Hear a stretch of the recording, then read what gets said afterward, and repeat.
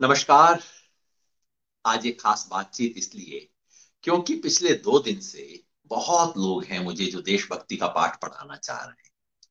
और जैसा आमतौर पे होता है, ये इशारा सरकार से होता है, फिर उसमें आग चैनल लगाती हैं और उसके बाद सब कुछ शुरू हो जाता है। पिछले 2 दिन से सब चल रहा है। पहले कल कुछ व्हाट्सएप ग्रुप पे मेरा नंबर लगा दिया गया, मेरा पर्सनल फोन नंबर है, लगा दिया गया, और उसके बाद जो कॉल आने शुरू हुए, कुछ शायद 1000 के करीब कॉल मेरे को 2 घंटे के अंदर आ गए। फोन बंद कर दिया। फिर उसके बाद उसके साथ अलग अलग तरह के मैसेज, अगर वो मैसेज कुछ आपको पढ़ के सुनाओ, मेरी माँ के बारे में, मेरी बहनों के बारे में, पत्नी के बारे में, जिस जिस तरह की चीजें कहते हैं, ये लोग पता नहीं किस मुंह से भारत माँ की जय बोलते होंगे। खैर, वो बंद कर दिया। आज सुबह से अभियान चल रहा है मेरे घर पे हमला करने के लिए। मेरे घर के एड्रेस को रिलीज कर दिया गया है और लोगों को इकट्ठा किया जा रहा है कि इस देशद्रोही के साथ इसका ये करो, सीधा करो, ये करो, वो करो, ये सब चल रहा है। मुझे लगा कि मैं थोड़ा देशभक्ति देशद्रोह के बारे में बता ही दूं। आमतौर पे मैं अपनी चर्चा कम करता हूँ अपने बारे में। बहुत कम चर्चा करता हूँ। इस तरह की बातें होती हैं उसको नजरअंदाज कर देता हूँ, इसलिए मुझे लगता है कि इनमें ज्यादातर तो बेचारे ट्रोल हैं। अच्छा है, तनख्वाह पा रहे हैं, मेरा क्या जाता है। कुछ लोग बेचारे कैजुअल हैं, 2 रुपया हर ट्वीट के हिसाब से लेते हैं। अच्छा भाई, अपनी कमाई करो, मेरा क्या जाता है।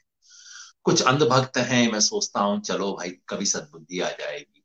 मैं आपको अभी ज्ञान नहीं दे सकता। लेकिन कभी कभी मुझे लगता है कि कुछ लोग हैं, ये जो शुरू के मैसेजेस मैंने पढ़े, उसमें कुछ मुझे लगा कि कुछ नवयुवक हैं जिनको वाकई लगता है कि ये 26 जनवरी को देश का अपमान हुआ, और अपमान करवाने वालों में ये योगेंद्र यादव था। उनके मन में गुस्सा है।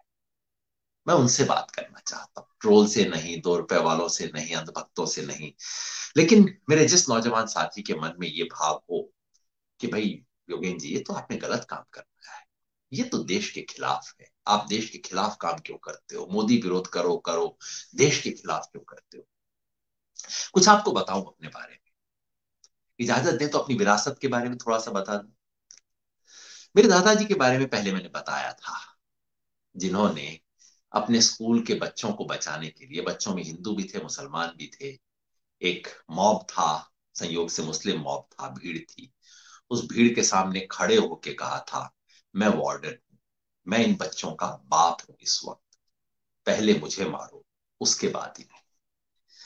ये लोग जो बड़े बड़े दावे करते हैं ना, हिंदुओं के साथ ये हुआ वो हुआ, इन्होंने किसी ने उंगली नहीं कटवा के देखी है। मेरे दादा ने अपनी गर्दन कटवाई थी। मुझे जब ये लेसन देते हैं ना, मैं कहता हूं बेटा, तुम्हें पता नहीं क्या होता है राष्ट्रवाद। एक सेंस था कि इस देश के लिए मुझे कुछ करना है। दादाजी की बात तो कई बार हुई है, मैंने अपने नाना के बारे में कभी नहीं बताया, शायद मुझे याद नहीं कि मैंने बताया। और ये जो तस्वीर है ना, हाँ देखिए देखिए, ये जो तस्वीर है, ये शायद 1934 के करीब की है, 33-34 की है। इसमें आपको जवाहरलाल नेहरू दिख रहे होंगे, कमला नेहरू दिख रही होगी, पीछे लाल गोले के अंदर एक शख्स खड़ा हुआ है। ये उस जमाने के कांग्रेस सेवा दल के वॉलंटियर्स की तस्वीर है, इलाहाबाद शहर। और ये लाल गोले में जो शख्स खड़ा है, ये मेरे नाना जी, बलबीर सिंह। देश के आम देश की आजादी के लिए लड़ने वाले स्वयंसेवकों की टीम। क्या हुआ, टीबी हो गई उन्हें। घर वालों ने कहा लड़का आवारा हो गया है, लड़का, जिसे आज हम स्वतंत्रता सेनानी कहते हैं, उन्हें उन दिनों में लोग कहते थे आवारा हो गया, बिगड़ गया है आदमी, देखो नेहरू वगैरह के चक्कर में पड़ गया, गांधी के चक्कर में पड़ गया है। तपेदिक हो गई, टीबी। उन जमानों में टीबी असाध्य रोग हुआ करता था, आप जाते थे पहाड़ों में उससे बचने के लिए।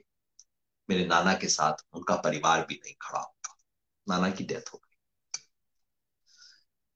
और मेरी माँ, जिसे आप गाली दे रहे हैं ना आज, उस माँ ने अनाथ की तरह जिंदगी जी, सिर्फ इसलिए कि उसका बाप इस देश की आजादी के लिए लड़ा था। देखना चाहे तो ताम्रपत्र भी दिखा दूंगा। राष्ट्रवाद की बातें करते हैं आप मेरे साथ, छोड़िए। बहुत दूर से बैठ के आप युद्ध की बात करते हैं। मैंने 1971 का युद्ध अपनी आंख से देखा है। गंगानगर में रहता था, 20 किलोमीटर दूर बॉर्डर से। और जिस दिन युद्ध शुरू हुआ, ट्रेन पे मेरी माँ हमें लेके दिल्ली आ गई थी। अपनी आंख से मैंने गोले चलते हुए देखे हैं। इंदुमल कोट एक जगह है जो बिल्कुल बॉर्डर के पास से गुजरती है, वहां आंख से गोले चलते हुए देखे हैं। और 17 दिन अपने पिताजी के बारे में सोचा है। उन दिनों ना फोन था, ना ट्रंक कॉल थे, कुछ नहीं था। 17 दिन धुक धुक करते हुए, क्योंकि डैडी पीछे थे, माँ बच्चों को लेके दिल्ली आ गई थी। और रोज पाकिस्तान टीवी की खबरें रेडियो की खबरें आती थी, आज गंगानगर को हमने ध्वस्त कर दिया, ये कर दिया, वो कर दिया। मैं अपने बाप को जिंदा देख पाऊंगा या नहीं सोचते हुए मैंने 18 दिन गुजारे। युद्ध को देखा है अपनी आंख से। पूरे शहर में आर्मी थी हमारे गंगानगर। आर्मी के तमाम अंकल्स थे। युद्ध होना था 6 महीने पहले से सबको पता था। बंकर्स थे, हर घर के बाहर एयरक्राफ्ट गन लगे हुए थे। मेरे घर के सामने बंकर बना हुआ था। और आर्मी के सब अंकल से दोस्ती हो गई थी। उनमें से कई अंकल रहे, बाद में मिलने गया। किसी की टांग कटी हुई थी, कुछ अंकल रहे नहीं थे। ये आप जो राष्ट्रवाद और युद्ध की बात टीवी स्टूडियो में बैठ के करते हैं ना, वो आंख से देखा हुआ है। मौसा ब्रिगेडियर राय सिंह वीर चक्र प्राप्त 1962 के। शरीर में 14 गोलियां थी जिसके साथ वो जिए। पढ़ लीजिएगा थोड़ा उनके बारे में। परिवार विरासत के बारे में छोड़िए, उसमें मेरा क्या योगदान है, मैं तो सिर्फ देखा है। विचार की बात आपको बताऊं, गांधी लोहिया जयप्रकाश परंपरा से हूं। आजकल लोग कहते हैं लेफ्टिस्ट, नक्सलाइट, माओइस्ट, बेचारों को पता नहीं है। जैसे कोई कह दे कि सनातनी और आर्य समाजी एक होते हैं। कोई भोगा आर्य समाजी तो आपका सर पकड़ लेगा, कहेगा तुम्हें इतना भी नहीं पता। ये जो लोहिया जयप्रकाश की परंपरा थी समाजवादी आंदोलन की, उसका कम्युनिस्ट लोगों से फर्क यही था, राष्ट्रवाद के सवाल पे फर्क था। कम्युनिस्ट लोग को एंटी नेशनल नहीं थे, लेकिन वो इंटरनेशनलिस्ट सोचते थे। कहते थे नेशनलिज्म छोटी चीज है, इंटरनेशनलिज्म बड़ा है। और उसके बरक्स समाजवादी कहते थे, लोहिया जयप्रकाश कहते थे, शुरुआत राष्ट्रवाद से, राष्ट्रभक्ति की परंपरा से आए। ये वो लोहिया है जो लाहौर जेल में जिनका टॉर्चर हुआ था। ये वो जयप्रकाश हैं जिन्होंने हजारीबाग जेल को फांद के अंग्रेजों के खिलाफ लड़ाई की थी। ये वो लोहिया हैं जिन्होंने 1962 में नेहरू की जो गफलत थी चीन पे, उसके खिलाफ सबसे पहले आवाज उठाने वाले लोगों में से थे। ये परंपरा है राष्ट्रवाद की, ये विरासत है। मगर मेरे अपने काम पे आप पूछेंगे, कहेंगे भैया ये तो आपकी विरासत है, हो सकता है अच्छी हो, राष्ट्रवादी हो, लेकिन आपने क्या किया। मैंने बहुत साल अध्यापन किया, टीचिंग की, रिसर्च की, किताबें लिखी। लोग कहते हैं शोहरत कमाई, जरूर कमाई होगी, लेकिन उसके साथ साथ इस देश के लिए भी कुछ किया। इस देश के लिए जो किताबें लिखी, वो किताबें इस देश के लोकतंत्र की प्रतिष्ठा स्थापित करने वाली थी। जो मेरी रिसर्च थी, 15-20 साल की रिसर्च, उसने पहली बार दुनिया में स्थापित किया कि इंडिया का जो डेमोक्रेसी है वो किसी से छोटा नहीं है। किताब लिखी एक, जॉन हॉपकिंस यूनिवर्सिटी प्रेस से आई थी, जिसमें स्थापित किया गया कि जो इंडिया का मॉडल है डेमोक्रेसी का, उससे पूरी दुनिया को सीखना चाहिए। दुनिया में लेक्चर्स दिए, लेक्चर टूर किए, इंडियन डेमोक्रेसी की महिमा को बताते हुए कि हमें यूरोपियन अमेरिकों से डेमोक्रेसी सीखने की जरूरत नहीं है, हम दुनिया को कुछ सिखा सकते हैं डेमोक्रेसी के बारे में। वो तब जबकि इस डेमोक्रेसी में सिखाने लायक था। और सन 2000 में जब इलेक्शन कमीशन ऑफ इंडिया ने 50 साल अपने बिताए, 50वीं वर्षगांठ पे इलेक्शन कमीशन ने पूरे दुनिया के इलेक्शन कमिश्नर्स को बुलाया और उन्हें कहा हम आपको बताते हैं कि डेमोक्रेसी इंडिया में कैसी होती है। और वो बात बताने के लिए इलेक्शन कमीशन ऑफ इंडिया ने मुझे चुना था। किताबें लिखी, एनसीईआरटी की किताबें लिखी बच्चों के लिए 2 साल तक, सब कुछ छोड़ के। एक पैसा रॉयल्टी का नहीं लिया जो बकवास करते रहते हैं लोग, एक पैसा नहीं लिया, क्योंकि ये मेरा राष्ट्रवाद था। अपने आने वाली पीढ़ी को समझाना कि इस देश में क्या खूबसूरत है, क्या ऐसी वैल्यूज हैं इस देश की जो हमें सीख के जानी चाहिए। जिक्र करते हैं इस कमेटी में बैठे, उस कमेटी में बैठे, कोई सोनिया गांधी की एनएसी में बैठे, भैया एक दिन भी ना बैठा उसके अंदर, पता नहीं कैसे मूड लोग ये बातें करते हैं। हाँ, सरकारी कमेटियों में बैठा, सिटिंग फीस तक नहीं ली आज तक एक भी सरकारी कमेटी पे। उस सबके रिकॉर्ड बीजेपी वालों के पास होंगे, आज निकलवा के देख लीजिए, एक पैसा अगर लिया हो किसी सिटिंग फीस के लिए। ये मेरा राष्ट्रवाद था कि मुझे इस देश के लिए कुछ करना है। ये जो गमछा पहन के बैठा हूं ना, यूं ही नहीं पहनता, कोई स्टाइल स्टेटमेंट नहीं, कोई फैशन स्टेटमेंट नहीं है। इस देश को जोड़ने के लिए हम सबको छोटा छोटा काम करना होगा। राष्ट्र निर्माण सिर्फ सरकारी कमेटियों में नहीं हो जाता, राष्ट्र निर्माण के लिए हम सबको कुछ करना होगा, जोड़ना होगा। इसलिए जब किसान आंदोलन में आया, तमिलनाडु में 150 साल का सबसे भयंकर सूखा पड़ा और मुझे लगा कि कोई तो तमिलनाडु वालों के साथ जाए, उन्हें ये ना महसूस हो कि अपने सूखे में हम अकेले थे। हरियाणा के, उत्तर प्रदेश के किसानों का डेलीगेशन लेके तमिलनाडु के सूखे में गए, उससे कोई फर्क नहीं पड़ा होगा। लेकिन शायद कुछ लोगों को लगा आप हरियाणा से हमारा दुख दर्द समझने आए। राजनीति में आने से पहले SYL कनाल पे पंजाब हरियाणा का जो डिस्प्यूट था, जिसको सारी तरफ से दोनों नेता आग देने की कोशिश करते, हमने हरियाणा पंजाब के लोगों को साथ बैठाया, कहा कि एक रास्ता निकालें, हरियाणा पंजाब को जोड़ना है, तोड़ना नहीं है। दर्द से दर्द का रिश्ता बन के राष्ट्र बनता है। जब सूखा पड़ा बुंदेलखंड में, मराठवाड़ा में, न दोनों मेरे प्रदेश हैं, न दोनों में कोई चुनाव लड़ा है, न लड़ने की कोई संभावना है, लेकिन देश को दर्द के रिश्ते से जोड़ता है। इसलिए हमारे साथियों ने मिलकर पद यात्रा की। मेरे लिए ये राष्ट्रवाद है। ये जो पंजाब और हरियाणा को भड़का रहे हैं SYL के सवाल पे, जिन पार्टियों की पंजाब यूनिट एक बयान देती है, हरियाणा यूनिट दूसरा बयान देती है, ये राष्ट्रवादी नहीं, ये गद्दार है। राष्ट्रवादी वो है जो देश के टुकड़ों को तोड़ने की नहीं, जोड़ने की कोशिश करे, अपनी तरफ से कोशिश। आप कहेंगे ये सब बातें तो चलिए बैकग्राउंड है, ये वाला 26 जनवरी के मुद्दे पे बताइए, आप इससे क्यों भाग रहे हैं? नहीं भाई, भाग नहीं ना, पूरा बताऊंगा, आप डरिए मत। छुपाने को कुछ नहीं है, सच है और पूरा सच बताऊंगा आपको।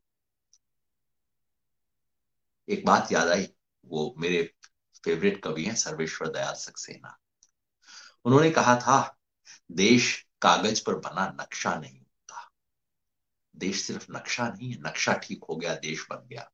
देश बनने के लिए देशवासियों को जोड़ने की जरूरत होती है, और अपने तरीके से छोटा बड़ा ये काम किया है, सार्वजनिक जीवन में आने से पहले और सार्वजनिक जीवन में आने के बाद। देश को जोड़ने के लिए भाषाओं को जोड़ना होगा, भारतीय भाषाओं को स्थापित करना, हिंदी को स्थापित करना, बाकी, और हिंदी को बाकियों की सास बना के नहीं, बाकियों के साथ एक ब्रिज बना के जोड़ना, बाकी सब भाषाओं से एक रिश्ता बनाना, बाकी प्रदेशों से रिश्ता बनाना।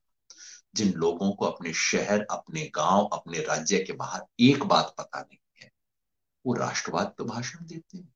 भैया राष्ट्रवाद करना है ना, थोड़ा सा जाके मणिपुर, मेघालय, मिजोरम, त्रिपुरा, नागालैंड, अरुणाचल में घूम के आएंगे।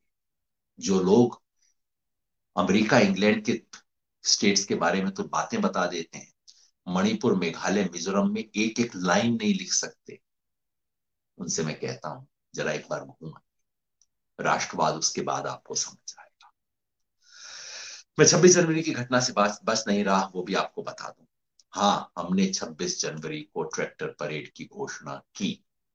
हाँ, हमने पहले दिन 2 जनवरी को प्रेस क्लब में घोषणा की। मैं घोषणा करने वालों में से था। पहले दिन हमने कहा हम अपनी परेड ऑफिशियल परेड के बाद करेंगे। पहले दिन कहा कि हमारी परेड सरकारी गणतंत्र दिवस परेड को एक किसी तरह से उसमें विघ्न नहीं डालेगी। बाद में सवाल पूछे गए, क्योंकि किसी ने उटपटांग स्टेटमेंट दे दिया था, लाल किले पे जाएंगे उस दिन। एक बार नहीं, कई बार मैंने प्रेस कॉन्फ्रेंस में कहा, लाल किला, संसद, ऐसे किसी राष्ट्रीय स्मारक से कोई छेड़खानी हम नहीं करेंगे, ये इस आंदोलन की बात नहीं। फिर किसी सरफरे ने 14 जनवरी को कोई वर्ल्ड क्या है, सिख फॉर जस्टिस ऐसे करके कोई संस्था है, उसने कोई चिट्ठी निकाल दी कि 26 जनवरी को जो इंडिया गेट के ऊपर खालिस्तान का झंडा लगाएगा उसको $2.5 लाख दिए जाएंगे। मैंने फेसबुक में कमेंट किया था, आप खुद सुन लीजिए। एक चिट्ठी आई है, वो चिट्ठी कल आई, किसी ने प्रेस रिलीज दिया है। अब सही है गलत है मैं पूरा कह नहीं सकता भाई, इन चीजों का मैं कोई एक्सपर्ट नहीं हूं, लेकिन कहीं अमेरिका से किसी एक संगठन ने, सिक्स फॉर जस्टिस करके एक संगठन है, उसने एक चिट्ठी निकाल दी है। चिट्ठी में क्या कहा गया है कि 26 जनवरी के मार्च में, 26 जनवरी को जो जाके इंडिया गेट के ऊपर खालिस्तान का लगा देगा झंडा, उसको उसको क्या कोई 2.5 लाख डॉलर, मतलब समझ लीजिए कोई 2 करोड़ रुपया, इतना इनाम दिया जाएगा। बताइए क्या खेल है। अब ये कौन संगठन है, क्या है, मैं नहीं जानता, लेकिन ऐसी कोई हरकत इस आंदोलन को तोड़ने और बदनाम करने की हरकत है। ये दोस्त नहीं है इस आंदोलन के, ये तो दुश्मन है इस आंदोलन के। ये बात मैंने 14 जनवरी को बोली थी, पहले की बात नहीं कह रहा हूं। 14 जनवरी को बोली थी, दोस्त नहीं दुश्मन है। हर स्टेज पे हमने स्पष्ट रूप से कहा था यह आंदोलन क्या करेगा क्या नहीं करेगा। फिर आप कहेंगे इसके बावजूद भी हुआ। बिल्कुल हुआ। और जैसे ही हमें खबर मिली, 25 तारीख को पुलिस से लंबी बातचीत हुई, 6 राउंड नेगोशिएशन के हुए, 4 में मैं उपस्थित था। 25 तारीख को तमाम पुलिस ऑफिसर्स को पता था कि एक ग्रुप है पंधेर और पन्नू वाला, पंजाब किसान मजदूर संघर्ष कमेटी, जो कि अनुशासन को नहीं मानेगा। उसने वीडियो रिलीज कर दिया था, हम रिंग रोड पे जाएंगे। क्या किया पुलिस ने उसके बारे में? हमने पुलिस को सूचना दी थी ये ग्रुप है जो कि बिल्कुल हमारे अनुशासन में नहीं है, आप जाने और ये ग्रुप जाने, हम इसके उसी ग्रुप ने बैरिकेड तोड़ा, उसी ने रिंग रोड जाने की शुरुआत की, उसी ने वो रास्ता खोला जो लाल किले की तरफ ले जाता था। उसके बारे में बात क्यों नहीं होती? क्यों नहीं पुलिस बताती कि इस ग्रुप को, जिसने खुल्लम खुल्ला पहले दिन से संयुक्त किसान मोर्चा के खिलाफ अपना स्टैंड लिया, पूरे आंदोलन को तोड़ने का काम किया, उस ग्रुप को एक स्पेशल जगह क्यों दी गई? बाकी हम तमाम लोग पुलिस बैरिकेड के पीछे हैं, पूरा सिंगू बॉर्डर पुलिस बैरिकेड के पीछे है। सिर्फ एक जवाई है इनका, सरकार का और पुलिस का, जिसको बैरिकेड के उस पार यानी कि पुलिस वालों के पास एक टेंट लगाने की इजाजत दी गई। वो है पंधेर पन्नू का वो ग्रुप, जिसने उस दिन तोड़ा और लाल किले की तरफ जाने की शुरुआत की। क्यों हुआ ऐसा? क्यों उसे स्पेशल ट्रीटमेंट दिया गया? क्यों प्रिविलेज था? इसका जवाब नहीं पूछेंगे? देश प्रेम से है, पूछिए सवाल, क्यों दी गई ये इजाजत? देश प्रेम है ना, तो दीप सिद्धू के बारे में भी पूछ लीजिएगा। कौन है दीप सिद्धू? जरा तस्वीरें आपने देखी होंगी ना, एक बार फिर ये तस्वीरें देख लीजिए। ये दीप सिद्धू जो कि अलगाववादी है। क्यों है? ये देखिए, प्रधानमंत्री है। देखिए इसमें दीप सिद्धू है काली पेंट वाला, देखिए इसमें सन्नी देओल है। और ये फोटो इधर उधर की नहीं है, किसी इलेक्शन रैली की नहीं है, 7 रेस कोर्स रोड के अंदर है, प्रधानमंत्री के आवास में ली गई फोटो है।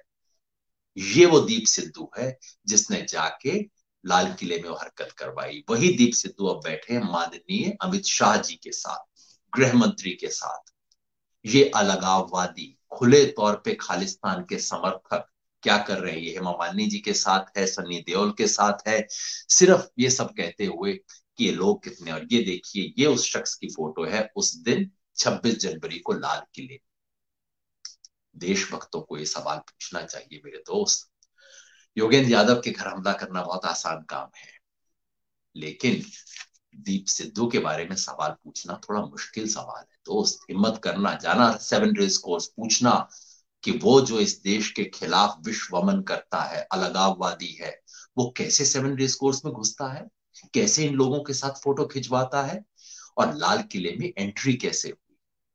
हमारी दोष मान लीजिए, मान लीजिए हमारा दोष कि हम अनुशासित नहीं कर पाए, लोग उससे अलग हो गए।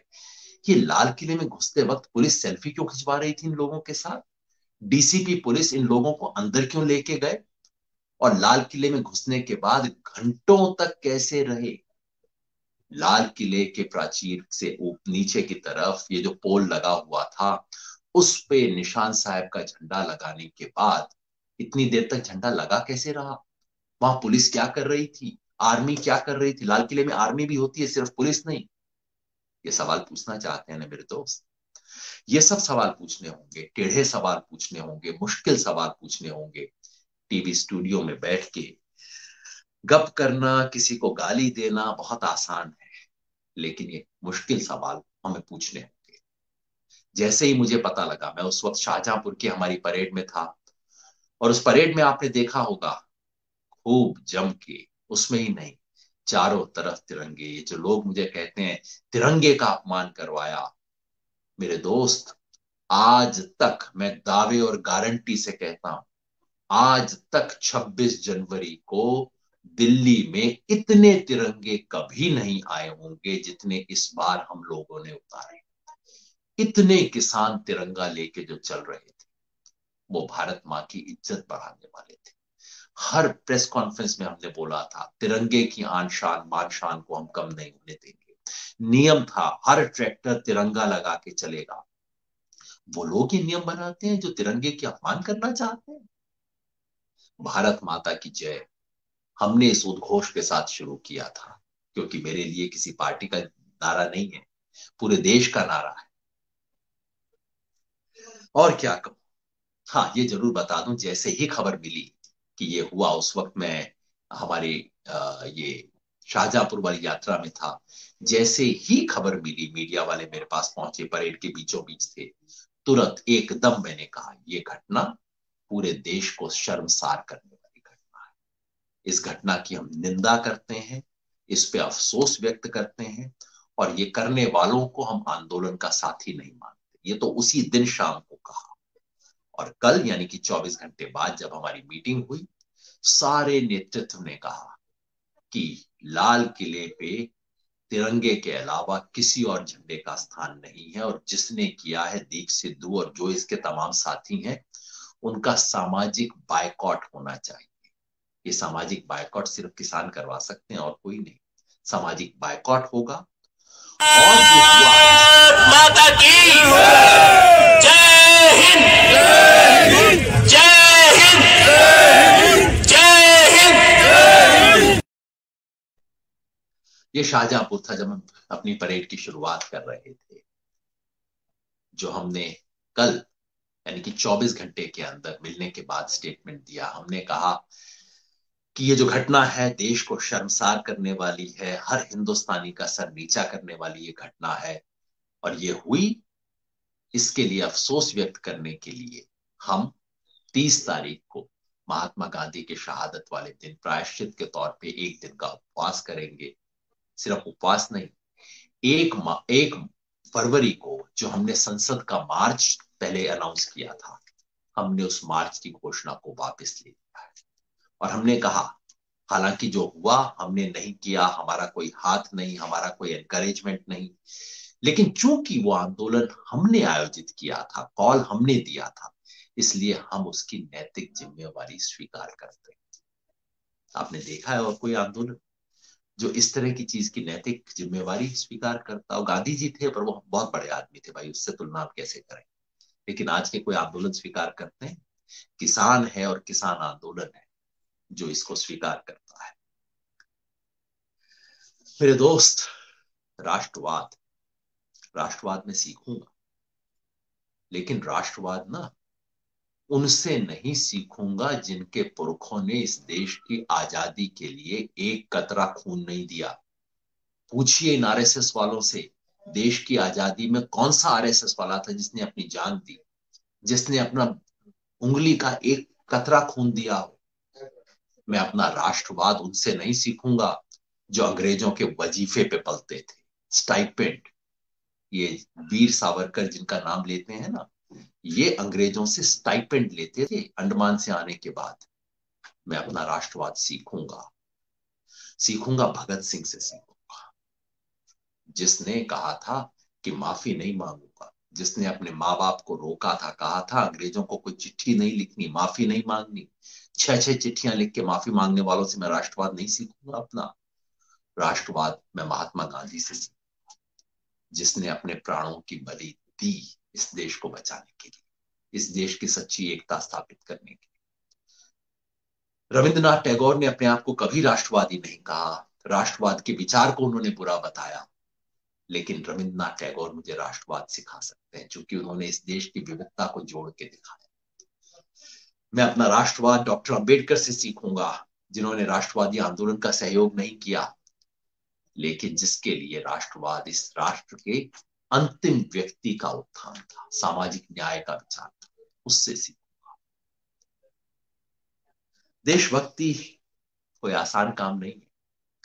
देशभक्ति का मतलब ये नहीं कि टीवी स्टूडियो में बैठ के पड़ोसी को गाली देना है। सबसे आसान और सस्ती देशभक्ति है T20 के मैच में आई लव इंडिया की टी शर्ट पहन के छक्के के ऊपर तालियां बजाना। ये 50 रुपए वाली देशभक्ति, ये 500 रुपए वाली देशभक्ति। देशभक्ति त्याग मांगती है, बलिदान मांगती है। देशभक्ति कुर्बानी मांगती है। देशभक्ति मांगती है कि इस देश को आप जोड़ने की कोशिश करें।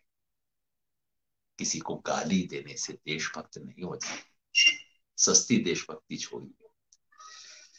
रघुवीर सहाय की एक पंक्ति थी जो कहती है कि हम कहते हैं ना, मैं सर कटाने के लिए तैयार हूं। सर कटाने का तो मौका ही हमें कहाँ मिलेगा।